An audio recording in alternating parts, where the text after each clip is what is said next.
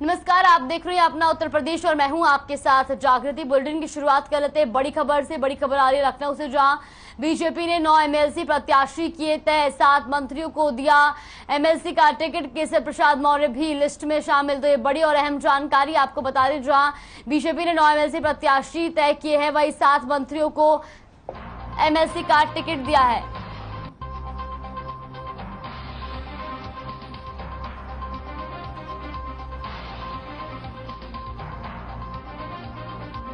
तो बड़ी और अहम जानकारी लखनऊ से आपको बता रहे हैं, जहां बीजेपी ने अपने 9 एमएलसी प्रत्याशी घोषित किए हैं, तय किए हैं। वही आपको बता दें कि 7 मंत्रियों को एमएलसी का टिकट मिला है और केशव प्रसाद मौर्य भी लिस्ट में शामिल हैं।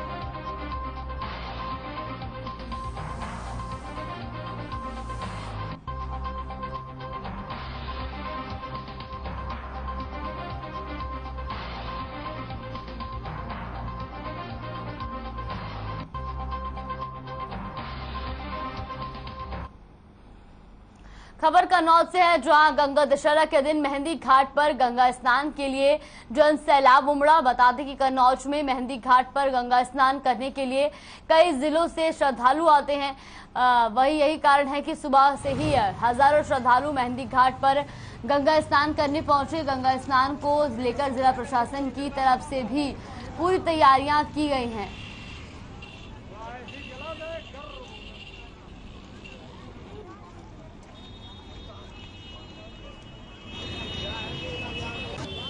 हम लोगों ने यहाँ पे घाट पे टेंट लगाया है, उसके अलावा जगह जगह पे बैरिकेडिंग की गई है। लोग सुरक्षित स्नान कर सकें, उसके लिए रेवेन्यू और पुलिस दोनों की पर्याप्त टीमें लगाई गई हैं और लगातार मॉनिटरिंग भी की जा रही है। भीड़ तो अगर बात करें तो श्रद्धालुओं की कैसे क्या भीड़ कल रात से ही आना शुरू हो गई थी। काफ़ी लोग स्नान करके जा चुके हैं। लगातार हम लोग निगरानी रख रहे हैं। काफ़ी मात्रा में भी भीड़ है। ये देखिए, दशहरा जो पर्व है, इसलिए पर्व को मानते हैं, तो प्रति वर्ष स्नान के लिए आते हैं। गंगा दशहरा पे आप प्रतिवर्ष आते हैं कन्नौज। क्या देखने को मिल रहा है कन्नौज जब आए आप? बहुत सुंदर लग रहा है यहाँ पे। श्रद्धालुओं की काफी भीड़ है। श्रद्धालुओं की काफी भीड़ है और स्नान करने में बहुत आनंद आता है।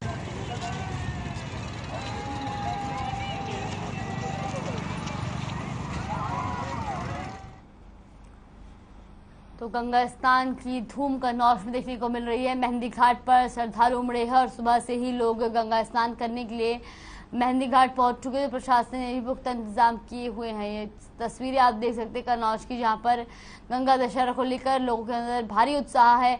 लोगों की भीड़ वहां पर उमड़ी हुई है और लोग वहां पर स्नान कर रहे हैं।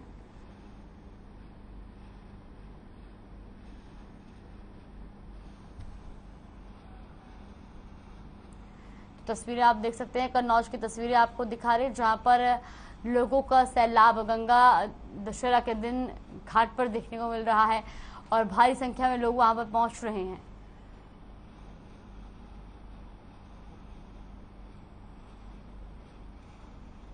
लखनऊ में इंडो अमेरिकन बिजनेस सेमिनार का आयोजन किया गया। इस दौरान जल शक्ति मंत्री स्वतंत्र देव सिंह बतौर मुख्य अतिथि इस सेमिनार में शामिल हुए। सेमिनार में कई नामचीन हस्तियों का सम्मान हुआ और इस दौरान स्वतंत्र देव सिंह ने कहा कि उत्तर प्रदेश में व्यवसाय की अपार संभावनाएं हैं। देश के प्रधानमंत्री नरेंद्र मोदी और मुख्यमंत्री योगी आदित्यनाथ के प्रयास से डिजिटल इंडिया के माध्यम से आज ग्लोबल मार्केटिंग में एक नई क्रांति आई है। 2015 में देश के स्टार्टअप कंपनियों की संख्या मात्र 9 थी, जो आज सिर्फ 7 वर्षों में बढ़कर 101 हो गई है। और ये सब डिजिटल क्रांति और उत्तर प्रदेश की बेहतर कानून व्यवस्था के चलते ही संभव हो सका है।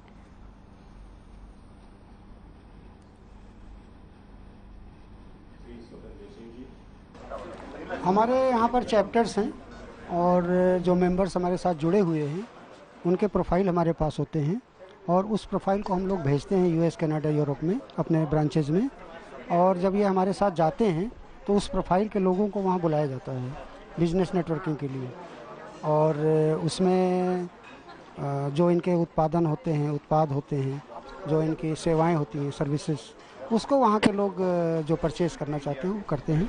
तो B2B और B2C इवेंट्स होती हैं, जिसमें होलसेल में और फुटकर में बिक्री होती है। इसके लिए भारत सरकार हम लोगों को फंड्स भी देती है। इन्वेस्ट किस हिसाब से करना होता है लोगों को? हमारे साथ तो कोई इन्वेस्टमेंट नहीं होता है, लेकिन जो आपके इन्वेस्टमेंट्स हैं उसमें अगर कोई आपको धन की आवश्यकता होती है तो हम इन्वेस्टर्स भी बाहर से दिलवाते हैं।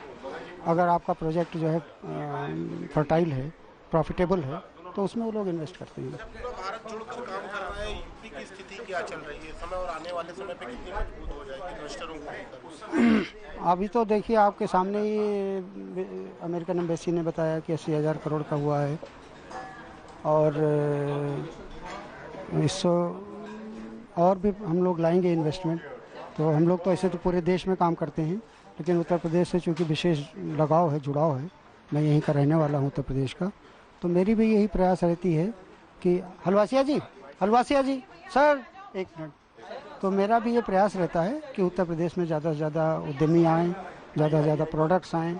खाली हम पैसे पर बेस्ड नहीं रहते हैं, हम ये चाहते हैं कि जैसे उत्तर प्रदेश में कोल्ड चेन की कमी है, लेकिन अभी जो कोल्ड चेन की कमी को लेटेस्ट। जी धन्यवाद, बड़ा अच्छा आपने प्रश्न किया। तो आपको मैं बताना चाहूँगा कि आपने देखा होगा कि जितनी ऑडियंस आई है इसमें सभी हमारे उद्यमी ही थे, चाहे छोटे उद्यमी थे, बड़े उद्यमी थे, व्यापारी थे, इंडस्ट्रियलिस्ट थे, सारे लोग आए। यूएस एम्बेसी से जो लोग आए थे उन्होंने भी अपनी अच्छी वक्तव्य दी, और जिसमें उन्होंने कहा कि हम बिजनेस अपॉर्चुनिटी आपके लिए ओपन कर रहे हैं और आप आइए, हम आपका स्वागत होगा। आपने देखा होगा कि हमारे माननीय मंत्री जी ने भी, स्वतंत्र देव सिंह जी ने भी यही कहा कि साहब आप लोग नहीं जानते हैं कि हमारे अंदर स्ट्रेंथ कितनी है इंडिया में, और ख़ास तौर पे उत्तर प्रदेश। तो उत्तर प्रदेश को और सुदृढ़ करने के लिए जो इकोनॉमी $1 ट्रिलियन की जो इकोनॉमी को बढ़ाना है, उसको बढ़ाने के लिए हम लोग प्रयास कर रहे हैं। और आपने देखा होगा कि हमारे अभी कई ऐसे व्यापारी हैं जिनको कि हमने कनाडा में, माल्टा में, इंग्लैंड में, ये दुबई में, और अभी खासतौर पे कनाडा में ब्रैम्पटन एक जगह है, ब्रैम्पटन जगह पे हमारे 2 व्यापार के ट्रेड बहुत अच्छे खुल गए। जो जीनेट आपने देखा, जीनेट का 100% सप्लाई कनाडा में जा रहा है, काफ़ी कुछ गया है, अब धीरे धीरे जा रहा है।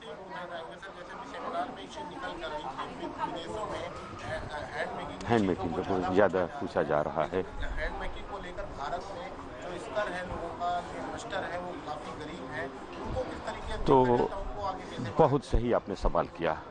जैसा कि आपने देखा कि मैंने हमारा ही, आप मेरा एग्जांपल ले सकते हैं कि मेरा बैली पैकेज ड्रिंकिंग वाटर का प्रोडक्ट मैं बनाता हूं बैली ब्रांड से। तो हमारे बहुत से ऐसे डिस्ट्रीब्यूटर थे या रिटेलर थे जिनको कि पैसे की अभाव में वो नहीं बढ़ा पाते थे बिजनेस। तो आईकार्ट एक कंपनी आई, आपने देखा होगा, उन्होंने एंजल ग्रोथ में एक कंपनी आई। इन लोगों को भी हमने इसीलिए बुलाया था कि भाई अगर आप छोटे व्यापारी हैं, मान लीजिए आपके पैसे की कंस्टेंट है, पैसे की कमी की वजह से आप किसी तरह से अपना व्यापार बढ़ा नहीं पा रहे हैं, क्योंकि मैन्युफैक्चरर हमेशा कैश पेमेंट पे मटेरियल देता है। और जैसे मान लीजिए कि हमने उनको बोला कि कैश दीजिए तभी हम आपको माल देंगे, लेकिन उसके पास कंस्टेंट है, जो आपने बताया कि छोटे व्यापारी हैं। तो वो छोटा व्यापारी क्या करता है कि ये जो पुराने भी व्यापारी हैं, स्टार्टअप नहीं, उसको एज ए स्टार्टअप ट्रीट करते हैं। और ठीक है भाई, आपने नया तरीके से फिर से आप अपना बिजनेस स्टार्ट कीजिए, हम आपकी मदद करेंगे। बहुत शुरुआत कर रहे हैं दीप प्रज्वलन की रस्म के साथ हमारे माननीय मंत्री श्री स्वतंत्र देव सिंह जी। और रुक करते हैं बड़ी खबर की ओर। बड़ी खबर लखनऊ से एमएलसी चुनाव के लिए सब एसपी प्रत्याशियों के नाम तय। सपा के 3 प्रत्याशी करेंगे नामांकन। स्वामी प्रसाद मौर्य जाएंगे विधान परिषद। सोबरन सिंह यादव का नाम फाइनल और पूर्व विधायक जासमीर अंसारी को भी टिकट दिया गया। तो ये बड़ी और अहम जानकारी आपको बता दें, जहां एसपी ने भी अपने प्रत्याशियों के नाम तय कर लिए हैं। पूर्व विधायक जासमीर अंसारी को टिकट मिला। इसके अलावा स्वामी प्रसाद मौर्य को टिकट दिया गया है। एमएलसी चुनाव के लिए सपा प्रत्याशियों के नाम तय। स्वामी प्रसाद मौर्य जाएंगे विधान परिषद। सोबरन सिंह यादव का नाम फाइनल। इसके अलावा पूर्व विधायक जासमीर अंसारी को भी टिकट दिया गया है। बड़ी और अहम जानकारी आपको बता रहे हैं, जहां एमएलसी चुनाव के लिए सपा के 3 प्रत्याशी नामांकन करेंगे। स्वामी प्रसाद मौर्य विधान परिषद जाएंगे। इसके अलावा सुब्रन सिंह यादव और पूर्व विधायक जासमीर अंसारी को टिकट मिला है।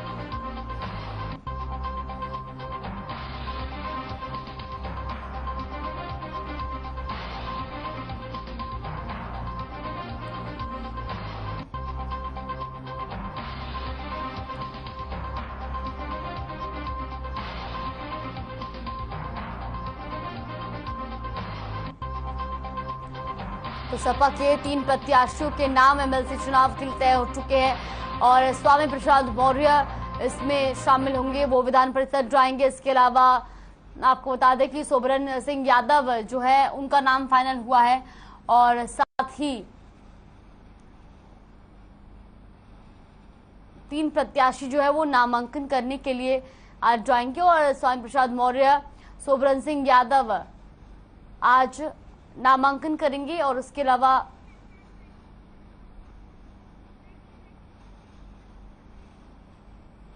वही रुक कर इस वक्त की बड़ी खबर की ओर। बड़ी खबर लखनऊ से। एक्शन में डिप्टी सीएम ब्रजेश पाठक मुख्य चिकित्सा अधिकारी के दफ्तर का किया निरीक्षण। ये बड़ी और अहम जानकारी आपको बता रहे लखनऊ से, जहां डिप्टी सीएम ब्रजेश पाठक जो है वो एक्शन मोड में नजर आए हैं। दफ्तर में मिली डिप्टी सीएम को खामियां देख डिप्टी सीएम ने लगाई फटकार। तो ये बड़ी और अहम जानकारी आपको बता देते हैं, जहां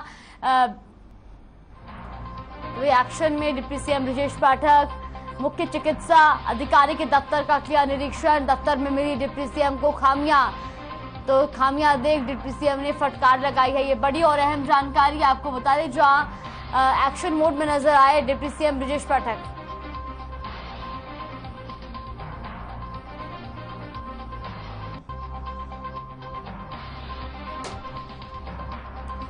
तो खामियां देख डिप्टी सीएम ने फटकार लगाई है। दफ्तर में डिप्टी सीएम को खामियां मिली थी, जिसके बाद उन्होंने फटकार भी लगाई है।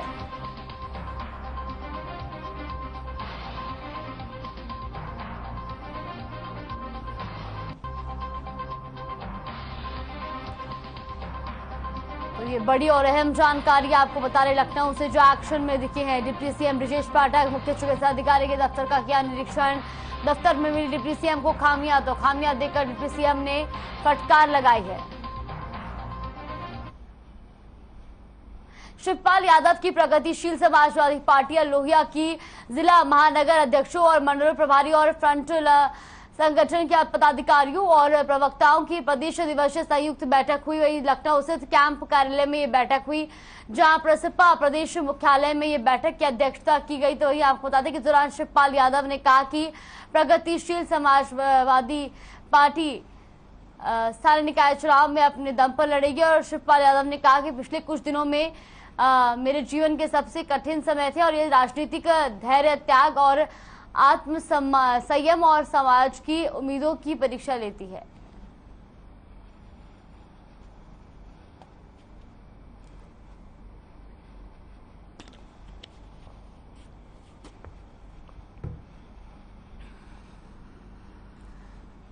तो पार्टी के प्रदेश मुख्यालय में बैठक हुई, जहां प्रगतिशील समाजवादी पार्टी के प्रदेश कार्यकारिणी की बैठक हुई। तो वही शिवपाल यादव ने बैठक की अध्यक्षता की और जहां पर कई मुद्दों को लेकर बातचीत हुई। साथ ही साथ उन्होंने इस बैठक की अध्यक्षता भी की।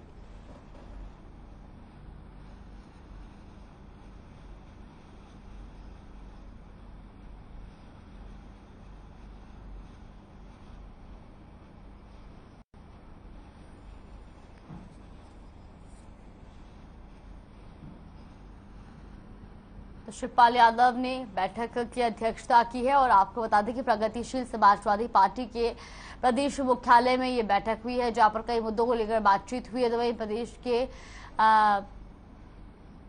कार्यकारिणी बैठक हुई है और उसमें कई कार्यकर्ता जो है वो मौजूद रहे।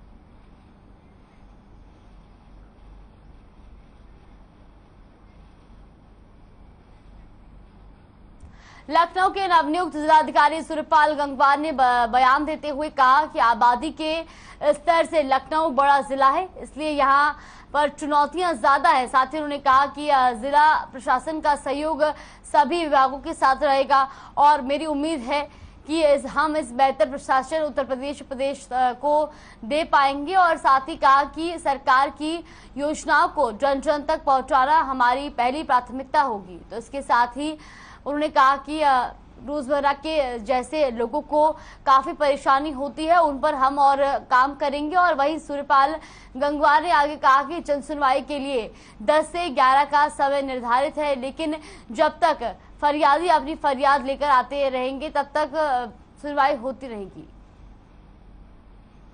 तो उन्होंने कहा कि हमारा लक्ष्य है कि हम अधिक से अधिक फरियादियों की फरियाद जल्द से जल्द पूरी कर सकें।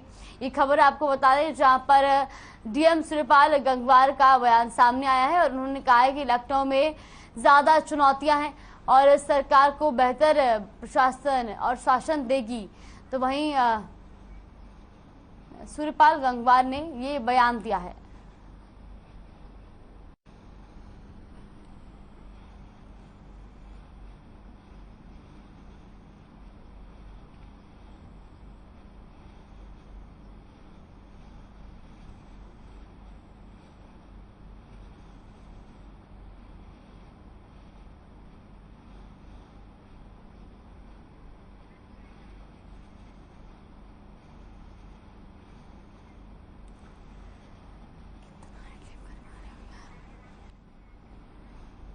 तो लखनऊ में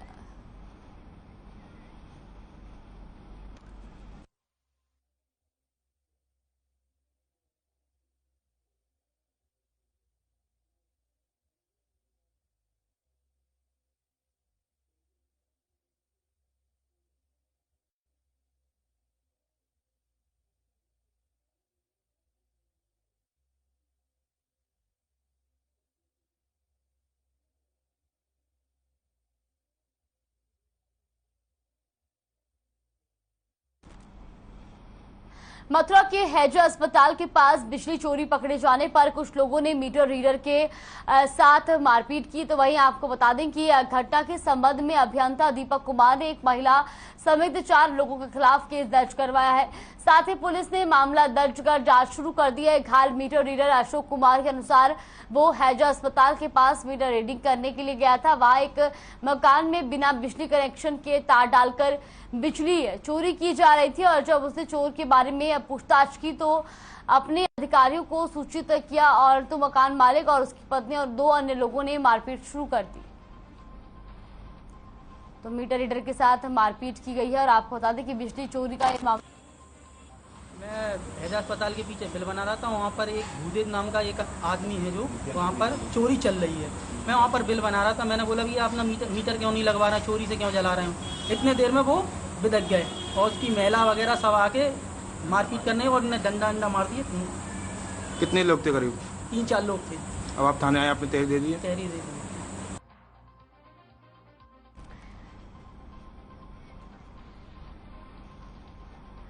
वहीं इसी खबर पर ज्यादा जानकारी के लिए हमारे सहयोगी मोहम्मद फारूक हमारे साथ जुड़ गए हैं। फारूक, सबसे पहले आपसे जानना चाहेंगे कि एक बिजली मीटर रीडर के साथ मारपीट की गई है, क्या है ये पूरा मामला? विद्युत चोरी क्या मामला है? जब लोग विद्युत चोरी करते हैं तो ये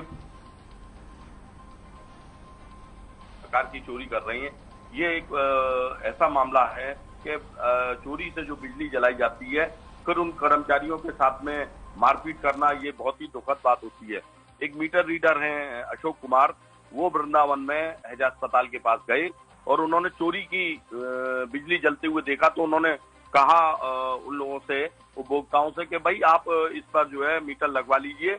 इस पर वो उग्र हो गए और महिलाओं तक ने जो है लाठी डंडे चलाना शुरू कर दिए और मीटर रीडर के सिर में चोट आई है।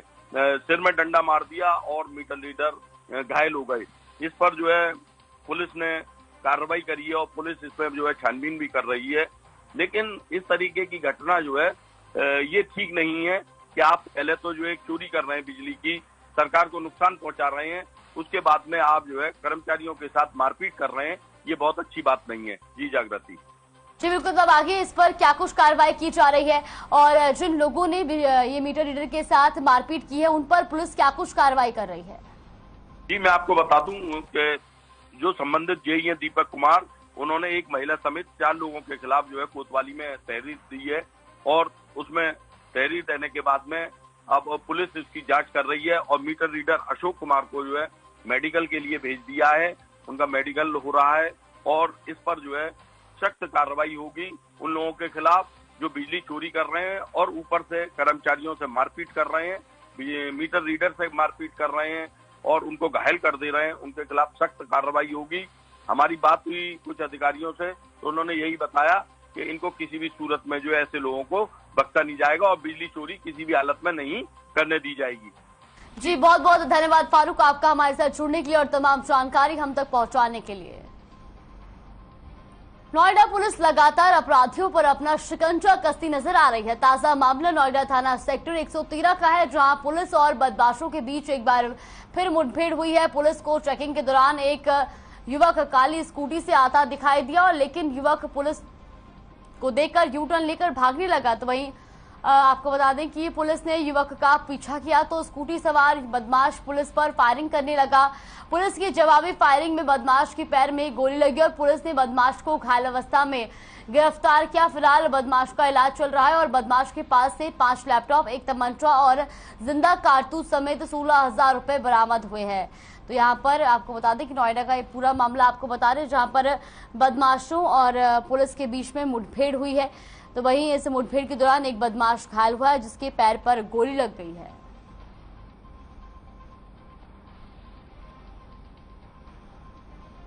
देखिए, पिछले कुछ दिनों से नोएडा में कार का शीशा तोड़ करके लैपटॉप निकालने की घटना हो रही थी और इसको लेकर के हम लोग सभी लोग काफ़ी अलर्ट थे। सभी SHOs और सभी अधिकारियों को इंस्ट्रक्शंस थे कि हम लोग ऐसे ऐसे जगहों पे जहाँ पे घटनाएं हुई हैं वहाँ पे ज़्यादा अलर्ट रहें। सेक्टर 113 में घटनाएं हुई हैं। आज जो ये मेट्रो 101 है, इसके पास हमारे 113 SO की टीम चेकिंग कर रही थी। वहाँ पे एक काले कलर की स्कूटी वहाँ से यू टर्न लेकर के भागी। हम लोग को संदिग्ध लगा, हम लोगों ने पीछा किया। पीछा करने के बाद ये जो सड़क है, यहाँ लाइट नहीं है, यहाँ पे ये भागने का प्रयास कर रहे थे। हम लोगों ने घेराबंदी की। हमारी टीम पे इन लोगों ने अटैक किया इसने। उसके बाद हम लोगों ने जवाबी कार्रवाई की जिसमें ये घायल हुआ है। इसको लेकर के तत्काल अस्पताल भेजा गया।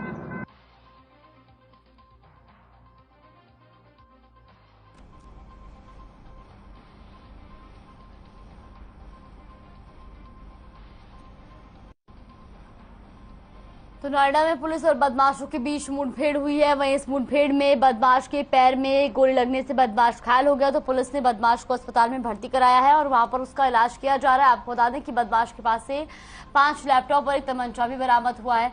तो ये पूरा मामला नोएडा का बताया जा रहा है, जहाँ पर पुलिस और बदमाश के बीच में मुठभेड़ हुई है। तो वहीं बदमाश के पैर में गोली लगी है और जिस वजह से उसको अस्पताल में भर्ती कराया गया है। वहीं इसी खबर पर ज्यादा जानकारी के लिए हमारे सहयोगी कंचन हमारे साथ जुड़ गए हैं। कंचन, नोएडा में पुलिस और बदमाश के बीच में मुठभेड़ हुई है और इसमें बदमाश जो है वो घायल भी हो गया है, क्या पूरी जानकारी मिल रही है? सर, अपराधियों पर अपना शिकंजा कसती नजर आ रही है। आपको बता दें, जागृति 113 जो सेक्टर 113 है उसकी पुलिस और बदमाशों के बीच मुठभेड़ हुई है। उस मुठभेड़ में एक बदमाश के पैर में गोली लगी है जो गंभीर रूप से घायल हो गया है। उसे इलाज के लिए अस्पताल में भर्ती करा दिया है। और मैं अब जागृति आपको बता दूं कि नोएडा पुलिस अपराधियों की धरपकड़ लगातार जारी है। नोएडा में कोई दिन ऐसा नहीं जा रहा जो नोएडा पुलिस और बदमाशों के बीच मुठभेड़ ना हो रही हो।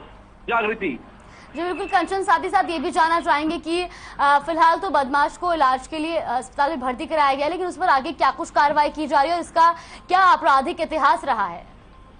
देखिए, सेक्टर 113 की पुलिस है, उसने बताया कि इसका जो पुराना इतिहास है वो काफी इसके ऊपर केस दर्ज हैं, चोरी के, हत्या के, डकैती के, ऐसे कई मामले दर्ज हैं। और जागृति में आपको बता दूं, इसके जो कब्जे से 4 बैग हैं और 315 बोर के खोखा, जिंदा कारतूस समेत कई ऐसे मतलब अवैध असला है जो उससे बरामद किए गए हैं। जागृति बिल्कुल कंचन, बहुत बहुत धन्यवाद आपका हमारे साथ जुड़ने के लिए और तमाम जानकारी हम तक पहुंचाने के लिए। वही खबर कन्नौज से है, जहां परिवार को नींद की दवा देने वाली युवती का ये खिलाफ मुकदमा दर्ज किया गया है। और दरअसल युवती ने प्रेम प्रसंग के चलते प्रेमी से मिलने के लिए परिवार वालों को नींद की दवा दे दी। वहीं आपको बता दें कि युवती ने रात के खाने में मां, पिता सहित 2 भाइयों को नींद की दवा मिलाकर दे दी थी, जिसके बाद अस्पताल से 8 दिन के बाद इलाज कराकर लौटी मां ने अपनी बेटी के खिलाफ मुकदमा दर्ज कराया है।